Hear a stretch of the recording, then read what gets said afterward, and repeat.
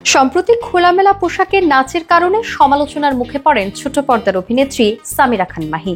অভিনেত্রীর নাচের বেশ কিছু ক্লিপ সোশ্যাল মিডিয়ায় ঝড়ের গতিতে ছড়িয়ে পড়ে। বডি ফিটিং পোশাকের কারণে মাহির সেই নাচ দৃষ্টিকটু মনে হয় ভক্তদের কাছে, যে কারণে বেশ বিতর্কের মুখে পড়েন তিনি অবশ্য দায় চাপিয়েছেন যিনি ভিডিওটি প্রকাশ করেছেন তার উপরই।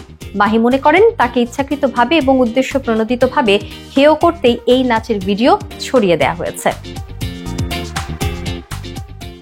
এই বিষয়ে সামিরা খান মাহি বলেন, আমি ইভেন্টে অংশ নিয়ে 1 ঘন্টার মতো পারফর্ম করি। পুরো নাচের মধ্যে অনেকগুলো মুদ্রা ছিল, কিন্তু সেখান থেকে কিছু অংশ নিয়ে সেটা জুম করে কেউ পাবলিশ করেছে, যেটা দেখতেও খুব বাজে লেগেছে। এমনটা করা মোটেও উচিত না। অভিনেত্রী বলেন, অনেকের কাছে মনে হয়েছে যে আমি মনে হয় নাচের কস্টিউমের ভেতরে কিছুই পরিনি, কিন্তু তা না।